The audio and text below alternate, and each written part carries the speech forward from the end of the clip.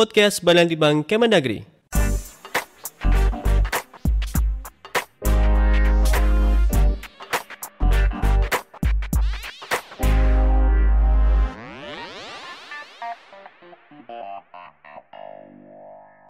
Hey, selamat datang cendekiawan BWP. Kita bertemu kembali di podcast Badan Penelitian dan Pengembangan Kementerian Dalam Negeri. Namun sebelumnya, di tengah-tengah pandemi corona yang saat ini melanda Indonesia, kami tentunya menghimbau kepada seluruh cendekiawan BWP untuk selalu jaga kesehatan dan patuhi protokol-protokol pemerintah agar kita terbebas dan terhindar dari virus corona. Nah, pada episode podcast kali ini, kita akan membahas mengenai tema inovasi daerah. Berkaitan dengan ihwal inovasi daerah ini sangat penting dan menarik untuk dibahas, karena pada saat pidato kenegaraan Presiden Joko Widodo beberapa waktu yang lalu, beliau menekankan bahwa di tengah globalisasi dan daya saing saat ini, inovasi harus menjadi nafas dalam kita bekerja. Jangan sampai kita berlarut di dalam rutinitas sehingga dapat mempengaruhi produktivitas negara. Nah, untuk membahas tema tersebut, kita sudah bersama dengan pelaksana tugas Kepala Badan Penelitian dan Pengembangan Kementerian Dalam Negeri, Bapak Dr. Andes Agus Fatoni, MSI. Terima kasih Bapak Kepala Badan telah berkenan hadir untuk berbincang bersama kami. Nah, mengenai ihwal inovasi daerah ini Pak, menurut Bapak, mengapa inovasi daerah itu penting untuk dilakukan? Baik, terima kasih seluruh cendekiawan BPP di seluruh Indonesia dan bahkan di luar negeri yang kami banggakan. Pada kesempatan ini tentu kesempatan yang baik untuk kita semua untuk bisa memahami bersama betapa pentingnya inovasi dilakukan, khususnya terhadap atau inovasi yang dilakukan oleh pemerintah daerah. Pemerintah daerah mempunyai tujuan yang mulia. Paling tidak ada 3 tujuan utama dalam penyelenggaraan otonomi daerah, yaitu meningkatkan kesejahteraan masyarakat, meningkatkan pelayanan publik, dan meningkatkan daya saing daerah. Seluruh energi pemerintah daerah dan juga pemerintah pusat dan seluruh elemen masyarakat dalam penyelenggaraan otonomi daerah menuju ke arah 3 tujuan itu. Sementara pemerintah daerah sendiri mempunyai keterbatasan. Oleh karena itu, dalam mencapai 3 tujuan utama penyelenggaraan pemerintah daerah itu, untuk mempercepat kinerja, mau tidak mau harus menerapkan inovasi daerah. Apalagi di era global seperti sekarang ini, tidak ada sekat-sekat lagi antar wilayah. Semuanya bisa diakses dari seluruh penjuru dunia. Oleh karena itu, daerah dituntut untuk bisa memacu kinerjanya dengan melakukan inovasi daerah. Apalagi sudah ada peraturan pemerintah yang mengatur tentang itu, yaitu peraturan pemerintah nomor 38 tahun 2017 tentang inovasi terkait dengan inovasi daerah, dan juga Permendagri 104 tahun 2018 terkait dengan teknis, penilaian, dan pemberian penghargaan inovasi yang dilakukan oleh pemerintah daerah. Kementerian Dalam Negeri mendorong agar seluruh pemerintah daerah melakukan inovasi ini dalam rangka meningkatkan kinerja dan mempercepat pencapaian tujuan otonomi daerah.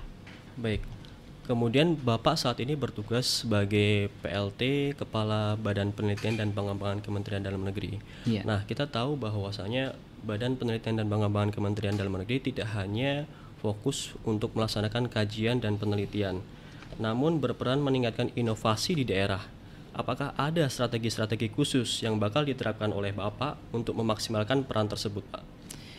Baik, jadi BPP dan juga badan-badan penelitian di pemerintah daerah mempunyai peran yang sangat strategis dalam rangka melakukan kajian-kajian terkait dengan kebijakan-kebijakan yang akan ditetapkan oleh pemerintah maupun oleh pemerintah daerah. Namun di luar itu juga, mau tidak mau daerah juga harus melakukan inovasi. Nah, untuk mempercepat inovasi ini bisa berlangsung dan bisa dilakukan oleh seluruh pemerintah daerah, tentu ada strategi-strategi yang harus kita lakukan. Yang pertama sekali tentu harus menyamakan persepsi tentang inovasi daerah itu sendiri. Seluruh daerah harus sama tentang persepsi tentang inovasi daerah itu.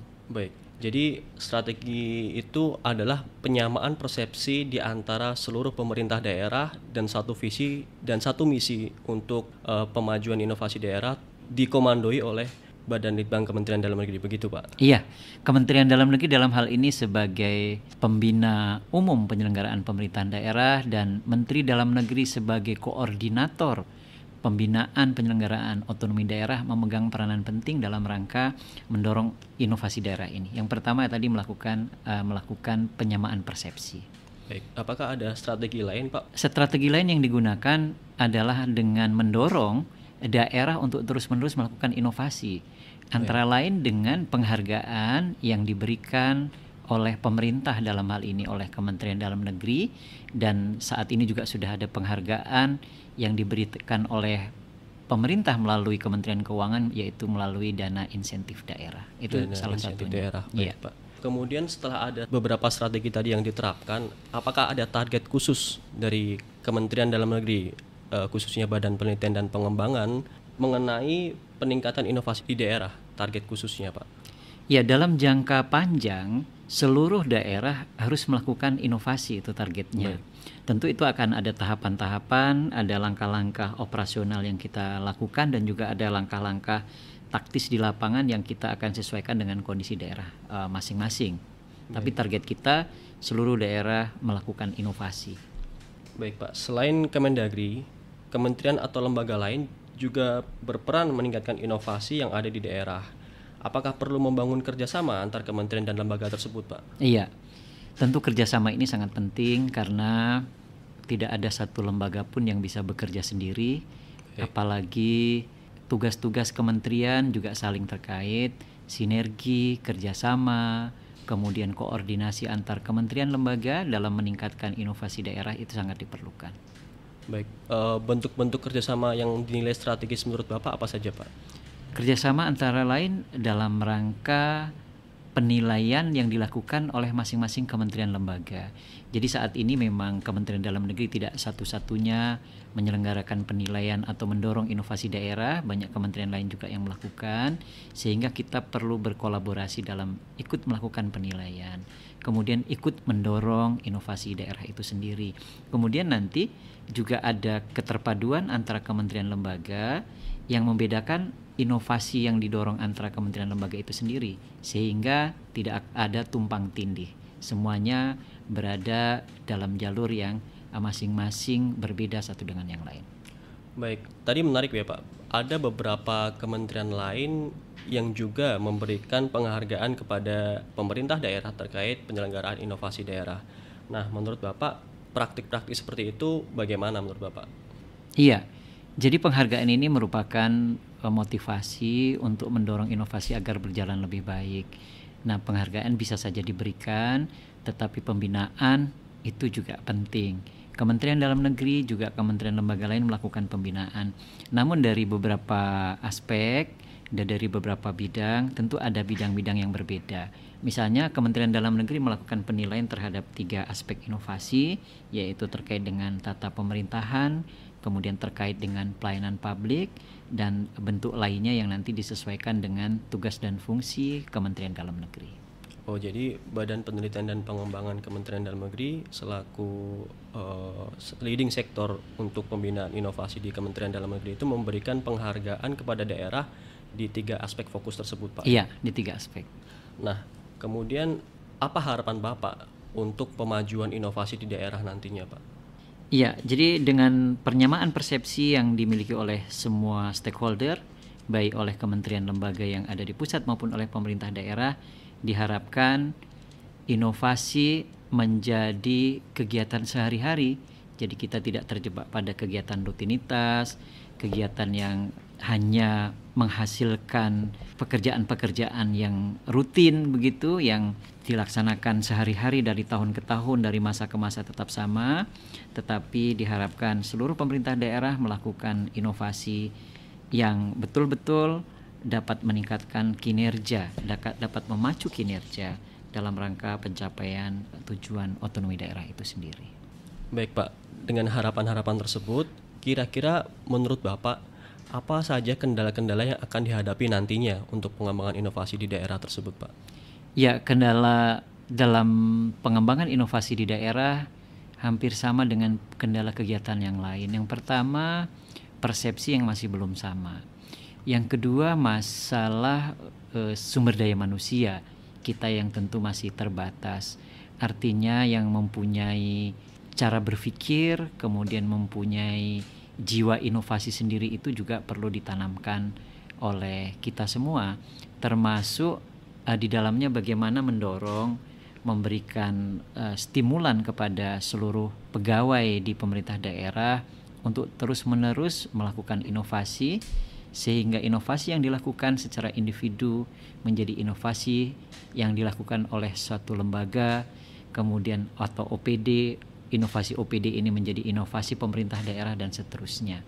Jadi ini terus dilakukan. Pertama tadi menyangkut persepsi, kedua menyangkut sumber daya, ketiga juga menyangkut sarana prasarana, karena tidak semua daerah memiliki sarana prasarana yang cukup, misalnya terkait dengan peralatan, misalnya terkait dengan koneksi-koneksi jaringan misalnya. Baik. Itu tentu menjadi kendala yang harus kita pikirkan bersama dalam rangka melaksanakan inovasi ini. Nah, dalam persepsi pemerintah daerah, terutama di luar Pulau Jawa ya, terutama di pulau-pulau terpencil, terluar dan terdepan, inovasi daerah itu dinilai oleh mereka adalah suatu hal yang sangat mahal begitu Pak. Nah, apakah ada strategi dari Badan Litbang Kementerian Dalam Negeri untuk membina mereka, terutama pemerintah-pemerintah daerah yang memang dari sisi infrastruktur, SDM, PNS, ASN maupun masyarakat di sana terbilang tertinggal begitu Pak? Iya. Nah, ini juga yang harus kita samakan. Jadi inovasi itu tidak harus selalu mahal, tidak harus selalu canggih gitu. Baik. Inovasi yang kita artikan sederhana itu seringkali kita mendengar, inovasi itu adalah melakukan sesuatu yang sederhana dengan cara yang luar biasa, atau melakukan sesuatu yang kecil dengan cara yang besar, itu pun sudah inovasi. Jadi inovasi di daerah tertinggal sengaja kita bedakan penilaiannya ataupun kita melihatnya karena kondisi daerah tertinggal tentu berbeda dengan daerah-daerah lainnya. Oleh karena itu, seperti apapun kondisi daerah, inovasi tetap harus dilakukan sesuai dengan kondisi daerah masing-masing. Baik Pak, Badan Penelitian dan Pengembangan kan juga memiliki suatu database yang dinamakan Indeks Inovasi Daerah. Jadi Indeks Inovasi Daerah itu tujuannya untuk mengumpulkan inovasi-inovasi yang ada di pemerintah daerah. Namun saya melihat di lapangan bahwasanya pengisian Indeks Inovasi Daerah itu banyak daerah yang belum mengisi Pak. Apakah ada strategi dari Badan Litbang Kemendagri untuk dapat memacu partisipasi dari pemerintah daerah untuk mengisi indeks inovasi tersebut Pak? Baik, jadi dalam berbagai kesempatan Kementerian Dalam Negeri, dalam hal ini BPP, Badan Penelitian Pengembangan, terus menyampaikan pentingnya mengisi indeks ini karena di dalam penilaian pembinaan inovasi di daerah itu diawali dengan pengisian indeks ini. Kenapa harus dilakukan pengisian? Karena dari situlah awal kita melakukan penilaian. Pengisian ini dilakukan secara elektronik, tidak ada tatap muka, sehingga diharapkan akan ada jaminan objektivitas dalam rangka penilaian awal dari penilaian terkait dengan inovasi yang dilakukan oleh daerah. Sehingga nanti hasil penilaian itu sendiri akan menghasilkan skor dan ranking yang secara otomatis akan dihitung oleh sistem. Jadi tidak ada tatap muka. Dari situlah kemudian akan dilakukan cek ke lapangan. Setelah cek ke lapangan dilakukan, kemudian akan ada presentasi. Dari situlah kemudian nanti ditentukan oleh hasil. Dan hasil ini pun akan dinilai oleh kementerian lembaga terkait dan tim independen.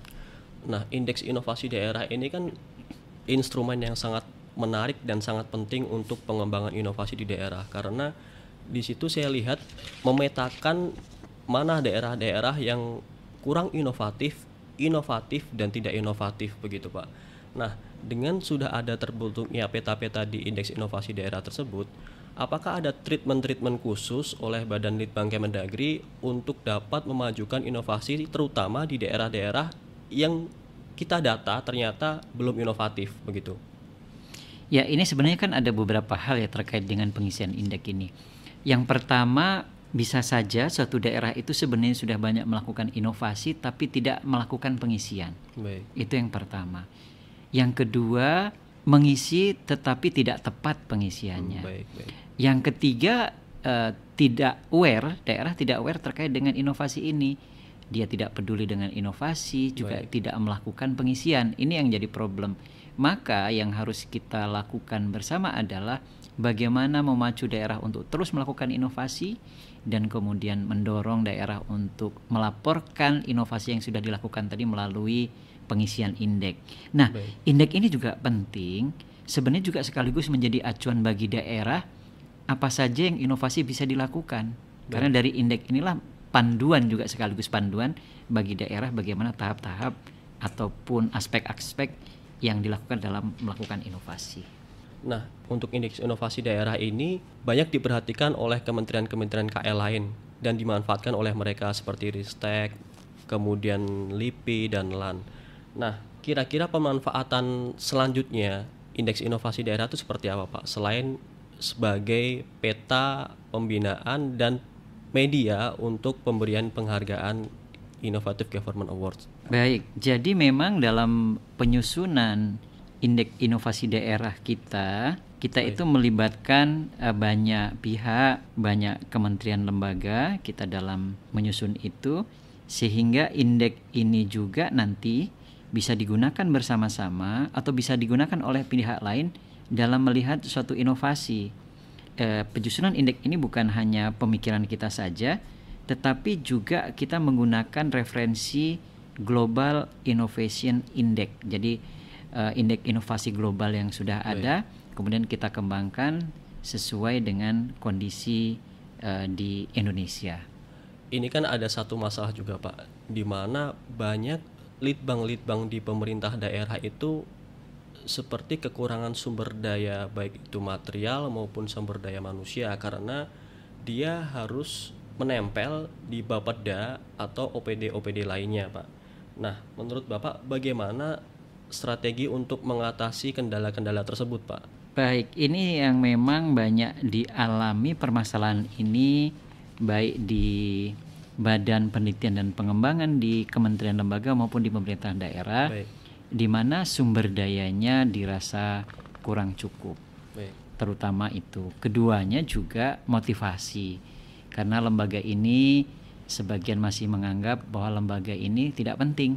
Oleh karena itu ini menjadi catatan bagi kita semua yang berada di Badan Litbang untuk terus meningkatkan kinerja dan meningkatkan motivasi kita, sehingga Badan Penelitian dan Pengembangan betul-betul dapat berfungsi dan memerankan perannya sesuai dengan yang diharapkan, yaitu sebagai lembaga think tank kementerian lembaga, bahkan di tingkat nasional menjadi lembaga think tanknya negara kita, pemerintah kita.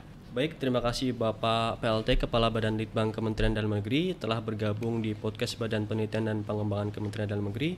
Perbincangan yang sangat menarik sekali. Semoga perbincangan ini dapat memberikan khasanah bagi seluruh cendekiawan BPP. Terima kasih sekali lagi atas sharing yang diberikan Bapak. Nah, untuk semua cendekiawan BPP, jangan lupa untuk terus mendengarkan podcast Badan Litbang Kemendagri.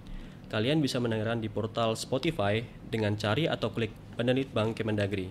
Sampai jumpa di episode selanjutnya. Terima kasih.